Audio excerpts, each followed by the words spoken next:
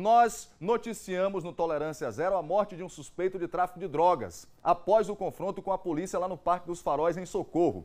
E ao vivo, o repórter Douglas Magalhães estava conversando com o tenente-coronel Arthur, comandante do 5º Batalhão, ele que está sempre também participando aqui das nossas matérias, e deu detalhes da ação policial. Segundo a polícia, o Lucas Pereira da Silva, de 24 anos, ele respondia pelo crime de homicídio qualificado, tráfico de drogas e porte de arma. A família da vítima está contestando a versão da polícia. E nós fomos, coronel, ouvir a mãe, com este drama, com esta dor, com este sofrimento que é diário nas famílias brasileiras. Acompanhe comigo agora com o nosso telespectador. Coloca na tela. Olha, Cláudio, a mãe do Lucas, a dona Josilene Souza, ela não queria falar, está muito abatida ainda, mas resolveu dar umas palavras para falar sobre a morte do filho. O que aconteceu? Doutor, eu estava aqui na porta, abri o meu portão para atender meu filho. Ele vinha de casa descamisado. Quando ele chegou aqui, ele me pediu R$10 para ir tirar um processo que o advogado tinha mandado pelo celular dele, viu? Que foi para que ele botou a questão de uma firma no pau, que ele estava empregado, fichado. E nisso que eu dei os 10, passou diretamente uma viatura, né? Não sei quem foi, não vi, nem conheço, mas quando ele pediu esses 10 que eu dei, eu disse: para onde vai, Lucas? Agora deixei eles descer. Que horas era isso, mais ou menos, dona Josilene? 11 e alguma coisa, doutor. Eu estava sem relógio. Era mais de 11 horas? Era. Entre 11 e meio-dia? Isso. Certo. Aí, quando pensou que eu disse: meu filho, não vai agora? Ele disse: mãe, e a senhora veio, eu vim de casa agora descamisada, eu não estou com nada, só meu celular. Doutor, ele me mostrou só o celular.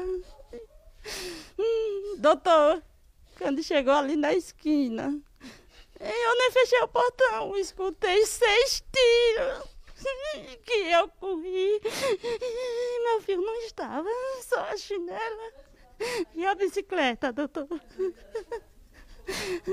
A senhora de casa ouviu os tiros que matou o seu filho? Escutei só 6 tiros, e esses 6 tiros, meu filho veio a óbito, meu filho não estava no lugar do crime mais, só a bicicleta e a Kenny, doutor. Meu filho errou uma vez, ele errou, caiu com porte legal de arma, ficou preso, pagou 9,5, saiu. Meu filho, quando chegou do presídio, ele disse para mim: mãe, se eu errei de hoje em diante, eu não erro mais. Eu criei meu filho, doutor. Ok, dona Josilene, está aí, portanto, é a dor de uma mãe perder um filho de maneira assim tão cruel. E ela pediu o direito de resposta ao Tolerância Zero e nós viemos aqui para que a família pudesse exercer este direito. Se não quer que a notícia seja divulgada, não deixe que o fato aconteça. Douglas Magalhães, aqui do Parque dos Faróis, Tolerância Zero. Olha, duro, triste, mas esse jovem, ele já havia sido condenado por porte ilegal de arma. Ele já tinha mais 2 processos, um por homicídio qualificado na justiça e um outro por tráfico de drogas. Eu tive acesso às informações e volto a repetir o comentário que eu fiz no início do programa. A dor é exatamente para esta senhora aí, para os seus irmãos, para os seus familiares.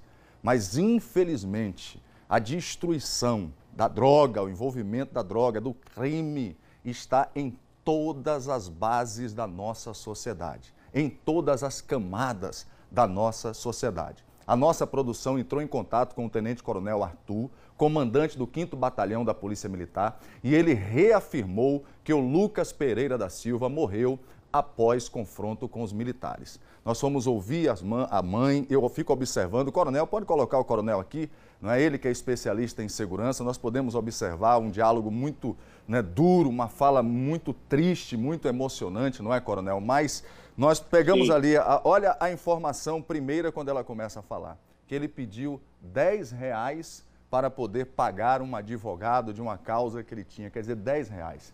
é muito sofrimento, é muita angústia. Nós falamos sempre, o senhor também fala sempre, as autoridades, o Estado precisa cuidar destas famílias na sua base, na sua estrutura, para que nós possamos reverter esta situação, não é, coronel? Cláudio, é uma situação muito triste, né? Eu lamento profundamente a colocação da mãe, respeito profundamente a colocação da mãe, porque é uma mãe e toda e qualquer mãe tem que ser respeitada. Esse é o princípio básico de uma sociedade. Agora, temos que compreender também a ação policial. Até que se prove o contrário, para mim, a ação policial foi uma ação legítima, certo? Então, é uma pessoa que já tinha passagem pela polícia, a mãe tinha conhecimento desses fatos, né? Isso é algo que preocupa bastante, porque você observa que ele tinha vários crimes, tanto na questão da droga, porte de arma e homicídio.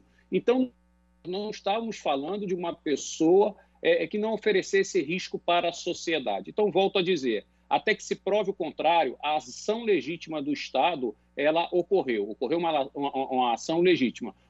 A investigação, o inquérito policial militar ou o próprio inquérito civil, né, quando instaurado, irão apurar se, porventura, houve ou não. Mas não nos cabe, neste momento, nenhum juízo de valor. Até porque temos que compreender que, neste momento, o Estado, na sua ação, agindo em legítima defesa do policial militar. Ou seja, o policial militar se defendeu. Se houver provas periciais contrárias ou algo mais que possa ser discutido, aí sim a gente pode contestar a ação policial. Mas, infelizmente, o destino de todos aqueles que se envolvem com tráfico de droga, com roubo, com crime de modo geral, Cláudio, infelizmente, é a morte, é o confronto ou a cadeia.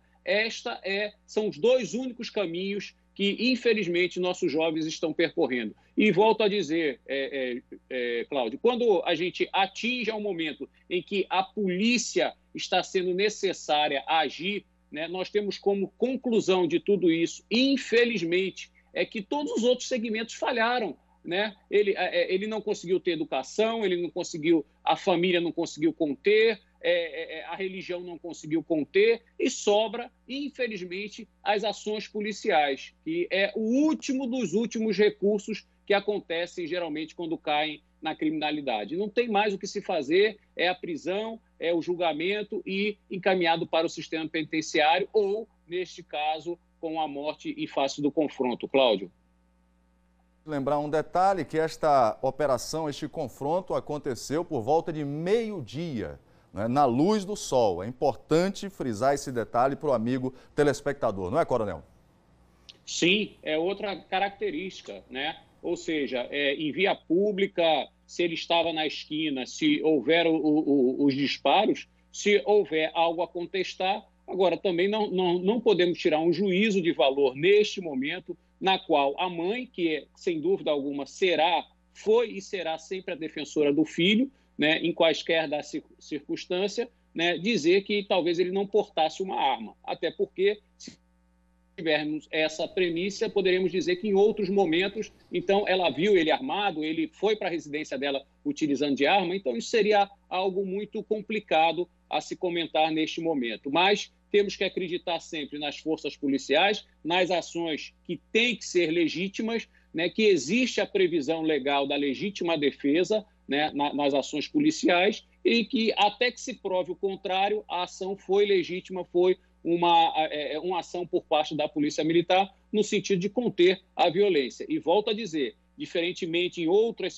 circunstâncias que já nos colocamos, que fosse um trabalhador que estivesse indo para o seu local de trabalho, seria uma outra situação e uma outra forma de se analisar o caso. Cláudio.